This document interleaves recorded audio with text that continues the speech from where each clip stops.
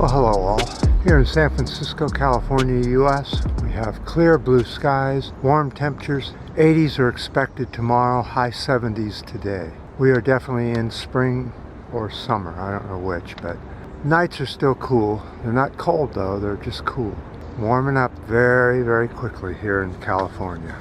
So I wanted to talk about a case study that I'm doing for oil fracking, gas fracking here in the US, and why it's so bad to do this. It's such a bad idea for the planet Earth, and this is why. About 4,000 active wells in the Permian Basin. That is about 40% of all US oil production. That is about 15% of all gas production. But what does all this fracking and oil drilling do to the Permian Basin?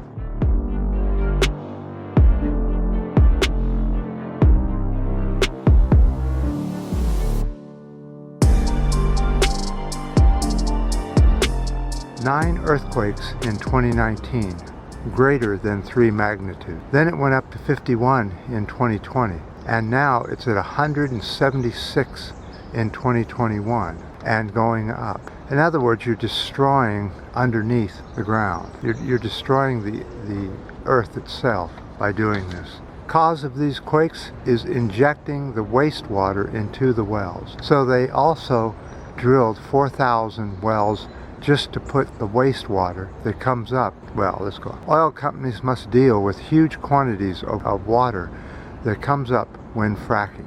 So about 80 or 70% of what comes up from a fracking well is wastewater, oil-laced water. We talked about this yesterday in my last video. I'll put a link down below, and then you can watch that one and this one. So the companies that frack and drill for oil are actively pumping all this wastewater back down into these wastewater wells, which are then causing the quakes. They're just putting it under pressure so it goes to the weakest point and lifts up and causes an earthquake, because the water has to go somewhere, and that means it displaces the rock down below. Since 2012, oil production has multiplied by 3-fold. It doesn't seem to be slowing down anytime soon. The US is an oil and gas guzzler, and it needs all they can get to keep going with the same habits that humans have here in the US. Driving big SUVs, buying huge homes that take all this natural gas to heat up in the winter, not including all the raw materials to build all this stuff.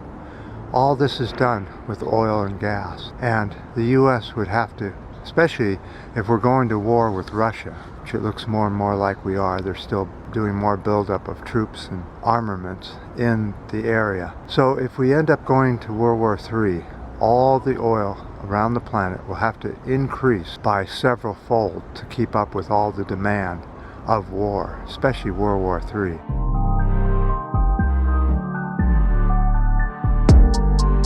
Pretty stupid if you ask me. We should be spending all this time on alternative energy and working on efficiency on our vehicles and getting them smaller and relying more on mass transportation. Mass transportation is quite fast these days, especially in Europe and other parts of the world like China.